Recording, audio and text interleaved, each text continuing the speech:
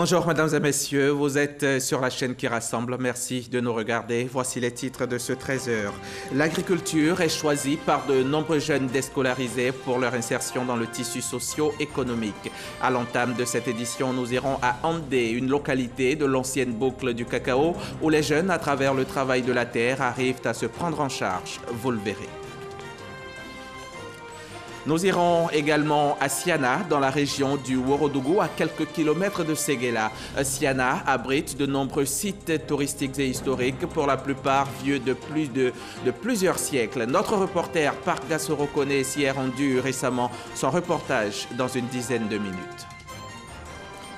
Le poulet sénégalais, à l'abri derrière ses frontières depuis la crise de la grippe aviaire en 2000, risque de perdre de sa superbe d'ici quelques années. Le gouvernement annonce pour bientôt la levée de l'interdiction d'importation des volailles étrangères. Les détails en toute fin de journal. L'agriculture comme moyen d'insertion des jeunes déscolarisés. À Andé, par exemple, cette localité de l'ancienne boucle du cacao, les jeunes, à travers le travail de la terre, arrivent à se prendre entièrement en charge. Même si cette reconversion se heurte au quotidien à de nombreuses difficultés. Ce sont notamment le manque de terres cultivables, les conflits fonciers et la modernisation de l'agriculture. Le reportage à Andé de nos confrères de RTI Boaké.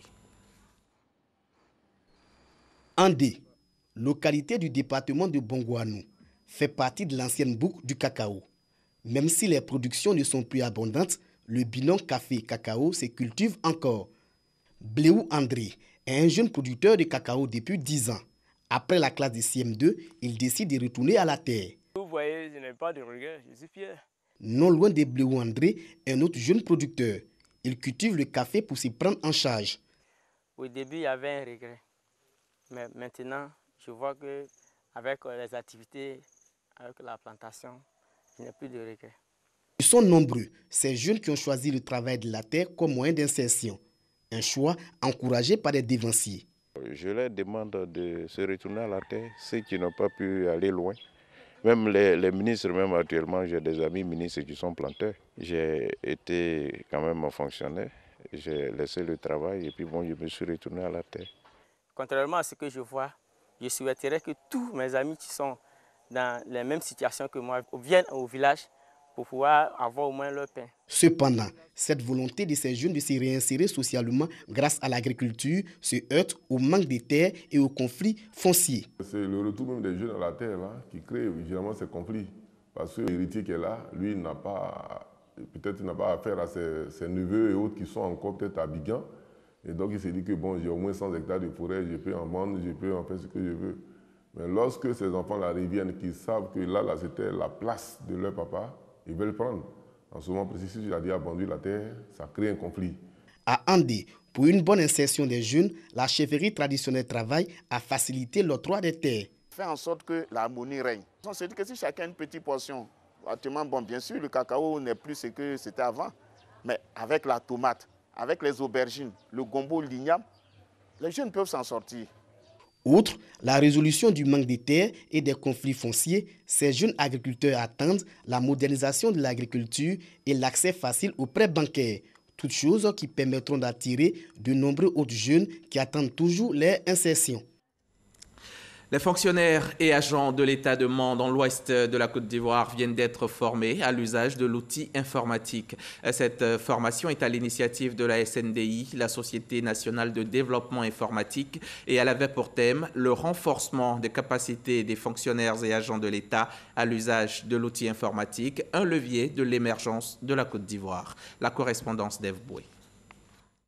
Jonas Bouti est fonctionnaire en poste à la direction des impôts de Mans. Assistant du directeur régional, ses tâches journalières l'emmènent à utiliser fréquemment l'outil informatique. C'est un travail, on va dire, d'assemblage, de compilation des résultats des travaux de l'ensemble des services de la région du Tonkouy. Donc il faut nécessairement avoir du matériel informatique pour être efficace. Mais le HUC, il a quelques difficultés. Dans un premier temps, la confection des tableaux, ça c'est... Tous les résultats sont, en général, nous parviennent sous la forme de tableaux. Après, il faut renseigner les tableaux. Et puis, Il y a également la mise en forme des textes au niveau de Word. Comme Jonas Botti, Toussaint Zaïbo, directeur régional des sports de Mans, a aussi des soucis en informatique. Il y a certaines fonctions que je ne maîtrisais pas, telles que par exemple faire un public postage, et quelquefois même télécharger un message qu'on appelle Internet. En tant que responsable, c'est gênant. Et quelquefois, ça bloque un peu le service. On est obligé d'attendre ceux qui maîtrisent un peu, parce qu'il y a certains collaborateurs qui maîtrisent quand même. Badou Oybadou, directeur régional de la promotion de la jeunesse et de l'emploi des jeunes, la non-maîtrise du logiciel Excel agit négativement sur son rendement. Quand je saisis, je ne sais même pas si je suis sur la bonne voie. J'ai saisi deux fois dans une case, dans une cellule. Arrivé au moment, le mot où la phrase est longue, une partie disparaît. Je ne sais pas comment rétablir. Et puis, je ne savais pas faire les calculs. Les opérations, les fonctions, je ne savais pas comment les appliquer. À l'image de Jonas, Toussaint ou Badou, ils sont nombreux ces fonctionnaires et agents de l'État à avoir des insuffisances en informatique.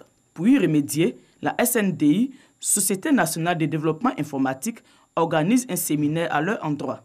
Thème: le renforcement des capacités des fonctionnaires et agents de l'administration déconcentrée et décentralisée, un levier de l'émergence de la Côte d'Ivoire. Une action pour mettre au diapason les fonctionnaires et agents d'État à l'ère des TIC, technologies de l'information et de la communication. Nous sommes à l'ère de la société de l'information. Société dans laquelle le lettré est celui qui sait, certes, lire et écrire, mais qui sait aussi utiliser adéquatement les outils informatiques pour détenir l'information et la communication. Quelques semaines de cours après, les résultats sont perceptibles. C'est une formation qui vient véritablement en point nommé pour nous-mêmes directeurs régionaux, mais également pour nos collaborateurs, parce que ça vient non seulement mettre à niveau nos connaissances en matière d'informatique, et ceux qui n'ont pas du tout de niveau, c'est l'occasion pour eux de se former. Plus efficace. Donc vraiment, c'est un sentiment de joie qui m'anime et de reconnaissance même. Et après la formation organisée par la SNDI, que je commençais pratiquement à travailler de façon aisée. C'est en 2014 que la SNDI a débuté ses séminaires de formation à l'intérieur du pays. L'étape de Mans est la 7e du genre. Reportage signé Ève Boué, notre correspondante dans la zone ouest de la Côte d'Ivoire.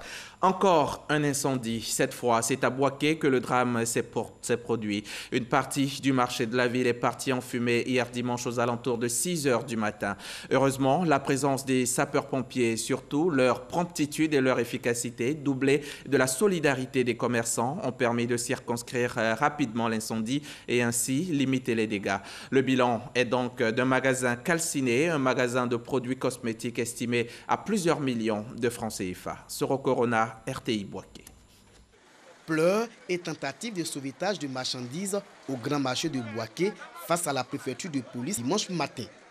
En effet, vers 6 h du matin, un feu embrase un magasin de produits cosmétiques. Ils ont essayé d'appeler le propriétaire du magasin où se trouvent les produits cosmétiques.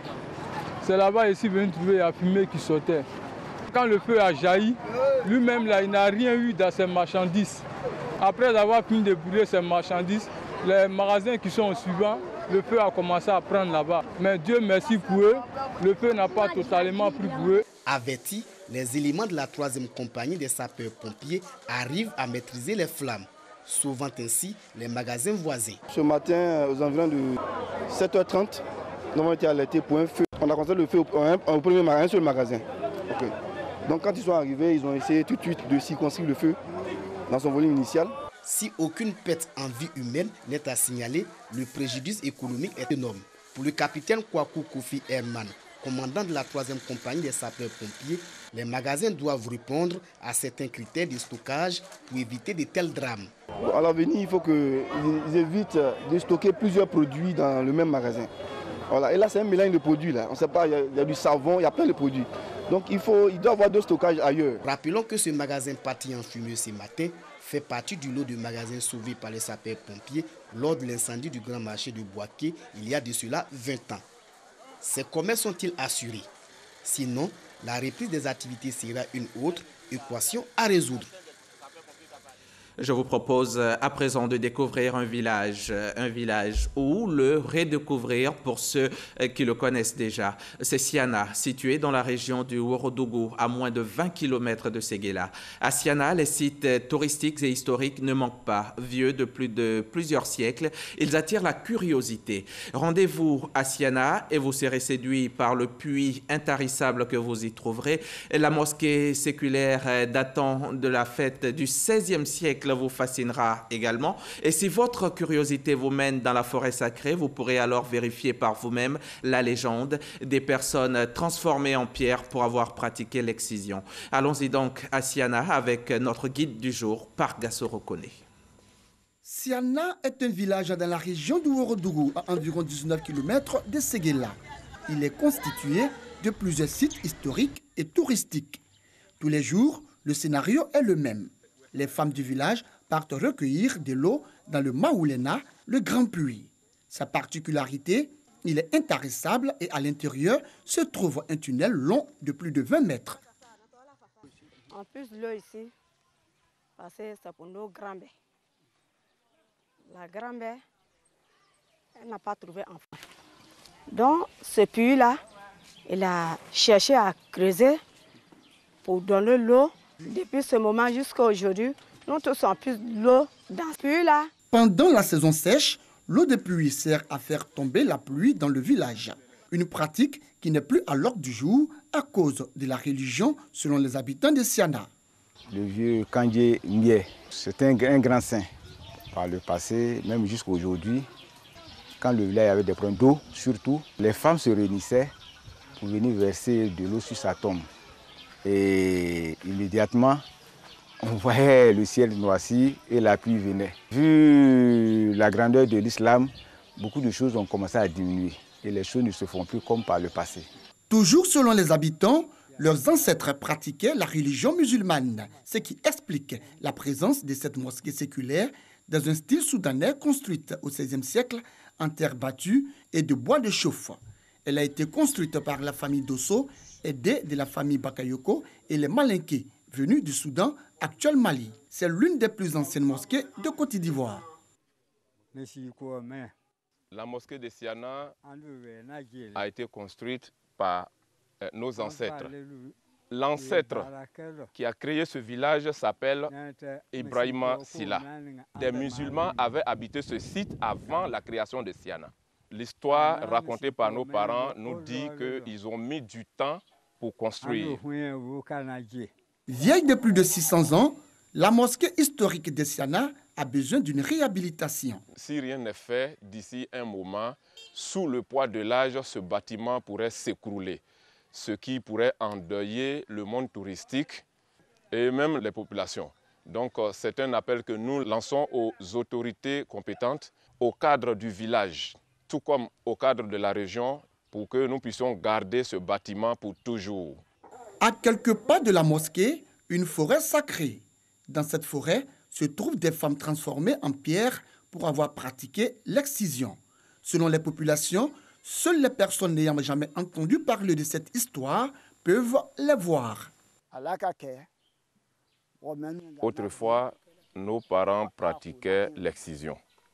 Et à un moment donné, la pratique a pris fin du fait que cette séance dernière, ceux qui ont pratiqué se sont vus transformés en pierre. Que ce soit les tapeurs et les exciseuses, même ceux qui étaient excisés, tout ressortissant de Siana. J'allais dire du côté des femmes qui rentrent dans la pratique de l'excision sera frappé par un sort. L'interdiction de la pratique de l'excision est respectée à Siana. Chez nous ici à Siana même, on n'a pas cette pensée ici. On n'a pas cette idée ici de l'excision. Lorsqu'on voit que les gens font là, on ne doit même pas s'approcher. On dit à nos enfants, les plus petits, ne vous approchez pas. Parce que si la personne s'approche, c'est la mort qui l'attend. Dans ce village de plus de 2000 âmes, on trouve des fileuses de coton. Âgées pour la plupart, elles sont réputées dans la transformation du coton brut en fil. Un processus entièrement artisanal. Leur outil de travail, une pierre, des palettes et des quenouilles. Une fois terminé, Les fils sont mis à la disposition des tisserands pour usage multiple. Parmi les tisserands du village, Dosso Namori, par ailleurs porte-parole du village. Si à Siana, certains artisans sont âgés, d'autres sont encore très jeunes. Ces enfants dont l'âge varie entre 6 et 12 ans, avec du bambou séché, confectionnent toutes sortes d'objets grandeur nature en miniature. On cherche bambou au village, on lève la peau, et puis on cherche couteau, et puis lame, on taille les bambous, on fait les voitures, et puis on donne les enfants ils roulent. Pour fabriquer, on prend 40 minutes. 8 grandes familles composent le village. On y trouve une école primaire, un dispensaire doté d'une ambulance et un château d'eau pour alimenter les 4 pompes hydrauliques villageoises. Le rêve des populations de Siana, voir leur gros village être érigé en chef-lieu de sous-préfecture. C'était un dossier signé par Gassoro Kone. Après Siana, je vous conduis à présent à Assoufoué, où Nanan Cabran Kakou vient d'être désigné 9e chef du village. C'est dans la sous-préfecture de Bongouanou. Il a été installé récemment dans la pure tradition Akan, en présence de l'inspecteur général d'État Théophile Awa Ndoli. Cela marque donc un nouveau départ pour le développement et la cohésion entre les filles et les fils d'Assaoufoué. On retrouve Mamadou Kwasi. Un arrêté de nomination remis à Nanan Cabran Kakou par le préfet de Bongouanou. Un acte qui fait de lui le nouveau chef de village d'Assaoufoué et également un auxiliaire de l'administration, car collaborateur direct du sous-préfet de Bongouanou. Cet instituteur à la retraite aura désormais la lourde charge de gérer et d'assurer le développement de ce village de 6000 âmes. Le préfet lui a rappelé certains de ses rôles pour maintenir le climat social apaisé et le développement de ce village. La gestion transparente des biens communautaires du village. Le chef doit d'abord avoir une vision de politique de développement durable de son village et se donner tous les moyens pour y parvenir. Le chef qui apparaît comme le père de tous les enfants du village doit avoir le souci de préserver la paix, l'entente, le développement et le vivre ensemble. Cette installation dans la pure tradition Akan avec les Komiens a mobilisé tous les fils et filles de ce village de la sous-préfecture de Bongouanou. Les chefs traditionnels de la région du Moronou ont tenu également à être des témoins de cette rencontre. Parrain de l'événement, l'inspecteur général d'État, Awa Ndoli Théophile, il a invité les populations au respect du nouveau chef et surtout à l'accompagner dans sa nouvelle mission. Le chef, quel que soit son âge, il est notre père. Il est notre supérieur dans le village. Nous devons le respecter. Au président des mutuelles de nos villages, aux jeunes de nos villages. Vous êtes jeunes, apprenez auprès des anciens. Il faudra que nos chefs soient des références. Parce que c'est vous qui devez tracer la voie. Il faudra que vous soyez l'exemple aussi dans le village. Suicidant à Nanan Kassi Amina, décédé en 2017, Nanan Cabran Kakou devient le 9e chef de ce village fondé en 1878. C'était donc l'installation du 9e chef du village d'Assaoufoué dans la sous-préfecture de Bongouanou en présence de Awa Théophile Ndoli, donc l'inspecteur général d'État. Les filles et les fils du Moronou, eux, se sont retrouvés le week-end dernier lors de la clôture de l'Agnitié Carnaval. À l'initiative de l'Alliance pour le renouveau de Bongouanou, ce carnaval est à sa première édition et il vise à réunir tous les fils de la région afin de célébrer la culture avec en ligne de mire la cohésion sociale entre les populations vivant dans le Moronou. Herman Niamia y était pour RTI. Ce match de football qui se tient ici à la place publique de Bongouanou marque l'apothéose des activités qui ont rythmé le carnaval agnitier. Initié par l'AREB, Alliance pour le renouveau de Bongouanou, ce carnaval vise à favoriser les retrouvailles entre les fils et filles de la région pour des vacances saines et agréables. Nous avons constaté que depuis notre tendre enfance, jusqu'à aujourd'hui, il n'y a pas eu cette activité. Aujourd'hui, il faut magnifier la culture. Et le thème principal de cette première édition, c'est la culture et la paix, gage d'un développement durable. Notre objectif, c'est de faire en sorte que la jeunesse puisse se retrouver, les filles et les fils de la région du Moronou puissent s'accorder, se donner la main pour amorcer le développement. Outre la finale du tournoi de football remporté par le FC Kofi Kro, qui était opposé au FC Aronso, la première édition du carnaval agnitien a enregistré plusieurs activités. Entre autres, des concours culinaires, de beauté, de marathon et un mini-variétoscope. À cette cérémonie de clôture, tous les lauréats ont été récompensés. Je pense que c'est une œuvre utile, vouloir rassembler la jeunesse pour parler de la culture. La jeunesse étant occupée n'a pas le temps de faire des choses qui sont inutiles pour le développement de la Côte d'Ivoire. C'est pourquoi j'ai été heureux et je salue cette initiative. Parrain de cette cérémonie, l'inspecteur général d'État Théophile Awandoli était représenté par le secrétaire général 1 de la préfecture de Bongouanou. Il a souligné que de telles initiatives méritent d'être soutenues afin de consolider la cohésion sociale. Cette première édition du carnaval agnitien qualifiée de succès, les initiateurs promettent des innovations les éditions à venir. Autre lieu, autre activité culturelle. À Akupé-Zeudji, dans la sous-préfecture d'Anyama, une nouvelle classe d'âge vient de faire sa sortie. C'est la classe d'âge Mbléchoué Agbri, la 4e classe d'une génération. Vous allez le voir, donc, cette sortie officielle a été l'occasion de présenter la tradition Akie sous toutes ses formes, à travers donc des danses guerrières. Le témoignage de Mamadou Kwasi dans nos prochains journaux. De la tradition à la religion, les jeunes de l'église Pentecôte internationale prient pour la paix en Côte d'Ivoire. Pendant cette rencontre de prière de 3 jours qui a eu lieu à Beaunois, les jeunes chrétiens s'engagent à être désormais des acteurs du civisme. À travers des caravanes de sensibilisation, ils entendent amener leurs amis, élèves et étudiants à s'inscrire résolument dans cette vision. C'est ce que nous rapporte Éric Goré.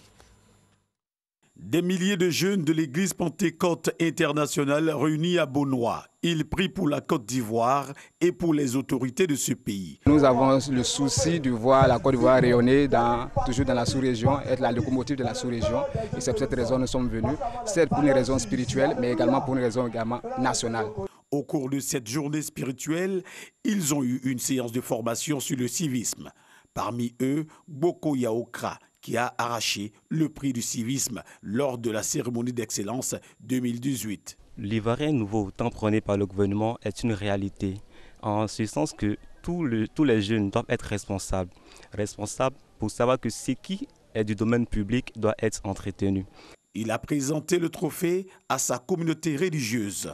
Occasion pour le président de l'église Pentecôte internationale d'encourager l'initiative de ces jeunes. Nous sommes très heureux de voir cette initiative de nos enfants, de pouvoir se rassembler, n'est-ce pas, autour de la personne de notre Seigneur Jésus, autour de la parole de Dieu, et de pouvoir prier pour notre nation et s'édifier à travers les enseignements de la parole de Dieu. La prière pour les autorités est biblique, selon le leader de cette jeunesse pentecôtiste. Ces valeurs sont prises en compte dans l'évangile. Donc pendant que nous pensons au ciel, au paradis, nous voulons prier les conditions d'une paix durable en Côte d'Ivoire et d'une réconciliation nationale. Pour les participants, c'est un pari réussi. Pendant 3 jours, ces jeunes venus de toutes les contrées du pays ont reçu beaucoup d'enseignements de la part de leurs aînés. Allah a imposé le Hajj et la Umrah à son serviteur de manière explicite et cette obligation doit être honorée au moins une fois dans sa vie. Ils sont 6800 Ivoiriens à avoir accompli le Hajj 2018. Pendant un mois, les fidèles musulmans se sont soumis aux différents rites pour l'accomplissement du 5e pilier de l'islam. Au terme de leur séjour sur place en Arabie Saoudite, les imams et l'ensemble des pèlerins ont prié pour la paix et la stabilité en Côte d'Ivoire. Moussa Konaté et Kéré Adama y ont pris part. Leur compte rendu. Moment intense consacré à la lecture du Saint-Coran. Les pèlerins ivoiriens, avec à leur tête l'ensemble des imams présents en terre sainte de la Mecque, tous concilient leurs intentions pour des prières et bénédictions. Cette action marque la fin du Hajj 2018, mission accomplie donc pour les organisateurs du pèlerinage musulman. C'est un bilan positif que nous retenons de ce Hajj 2018. Et nous remercions le Seigneur vraiment qui nous a permis que tous nos pèlerins puissent effectuer le pèlerinage. Et demandons à Allah subhanahu wa ta'ala que les bénédictions qui ont été formulées ce soir par nos imams, pour le président de la République, pour les membres du gouvernement, pour le pays, qu'Allah subhanahu wa ta'ala exauce toutes ces bénédictions et que le Hajj 2019 soit meilleur. Fini donc le Hajj. Pour cette édition, des notes tristes enregistrées. 3 cas de décès dans le rang des pèlerins ivoiriens. C'est vrai que nous avons des pèlerins qui malheureusement ne retourneront pas avec nous. Mais pour en tout cas l'ensemble, il faut dire que tout le circuit s'est très bien déroulé depuis Médine, en passant par la Mecque, Mina, Arafat, Mousdalifa. Des pèlerins ont pu accomplir correctement leur rite. Et au soir, donc, on va dire, de ce pèlerinage, nous pouvons être satisfaits du comportement de l'ensemble de nos pèlerins. Le pèlerinage à la Mecque demeure le plus grand rendez-vous mondial des musulmans. La Côte d'Ivoire a enregistré 6 800 pèlerins, dont 5 000 du contingent étatique et 1 800 des structures privées. Vu l'engouement constaté cette année encore, l'augmentation du nombre de places est vivement souhaitée. Et ici à Abidjan, la SEC Mimosa a organisé hier à la Bourse du Travail de Treichville son assemblée générale ordinaire pour dresser le bilan de la saison écoulée. C'était l'occasion pour le président du conseil d'administration, Roger Wognin, de communiquer sur le rapport d'activité financier de sa structure et d'autres sujets de divers, notamment 5 points qui ont été débattus. Roger Wognin a également répondu aux préoccupations des actionnaires sur la vie du club. Le témoignage de nos confrères de RTI Sport. Le rapport d'activité du conseil d'administration portant sur l'exercice clos le 31 décembre 2017, le rapport du commissaire aux comptes, l'approbation des comptes et quitus, la décoration à l'ordre du mérite de l'ASEC Mimosa et le grand oral du PCA ont été les points majeurs de l'Assemblée générale ordinaire de l'ASEC Mimosa. S'agissant du premier point, le directeur général, Benoît You, a annoncé que l'exercice 2017 s'est achevé sur un résultat net positif de 276 460 360 francs CFA contre 100 19 693 francs CFA obtenus lors de l'exercice précédent. Concernant le rapport du commissaire aux comptes, l'Assemblée générale, après avoir entendu la lecture du rapport moral et financier, a approuvé les comptes avant de donner quitus au président et aux membres du conseil d'administration. Par la suite, 8 membres, dont l'ex-attaquant Djoman Benjamin, ont été décorés à l'ordre du mérite de l'ASEC Mimosa pour les nombreux services rendus. Comme il est de coutume, à l'ASEC Mimosa, le PCA a salué le travail consenti par tous les actionnaires. Roger Wognin a aussi félicité son staff technique pour le triplé réalisé cette saison avant d'annoncer que son équipe ne se présentera pas le 1er septembre à l'occasion de la Supercoupe face au Stade d'Abidjan. Je vous le disais en titre, le poulet sénégalais qui est à l'abri derrière ses frontières depuis la crise de la grippe aviaire en 2000 risque de perdre de sa superbe d'ici quelques années. Les autorités sénégalaises annoncent pour bientôt la levée de l'interdiction d'importation des volailles étrangères. On en sait plus avec Alexis Ouedraogo.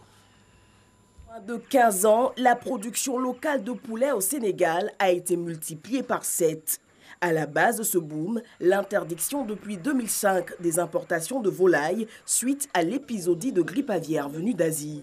Ici à Dakar, un poulet plumé coûte entre 2 500 francs et 3 000 francs CFA, des prix qui pourraient bientôt être chamboulés par l'arrivée du géant américain du poulet frit. Bon, nous, on ne mange pas quantité, on mange de la qualité. Bon, si par exemple les poulets importés sont meilleurs que le poulet du Sénégal, il n'y a pas de problème. Mais à savoir, est-ce qu'il y a la qualité? Bouleversement prévisible qui inquiète la filière avicole, la levée de l'interdiction des importations. La filière génère quelques 50 000 emplois et représente 17% du PIB de l'élevage. L'Association des consommateurs sénégalais plaide pour un maintien de l'embargo en vue de protéger la production locale. Je pense qu'il faut toujours fermer les frontières, parce qu'on ne ferme pas les frontières pour protéger seulement l'aviculture, mais pour protéger les consommateurs. Parce que si aujourd'hui, quelqu'un qui a le droit dans son pays de réengraisser les cuisses de poulet par de la viande de porc, par des protéines de porc, du sang de porc, il a le droit de le faire, mais nous ne voulons pas utiliser un produit qui ne correspond pas à nos croyances religieuses. Le poulet est aujourd'hui un produit courant au Sénégal, représentant même 39% de la viande consommée dans le pays. Pour la petite histoire, c'est à l'arrivée en 1990 des cuisses et ailes surgelées dans le pays que le Sénégal a modifié ses habitudes alimentaires en intégrant le poulet, cuisiné selon diverses recettes, dont le très célèbre Yassa.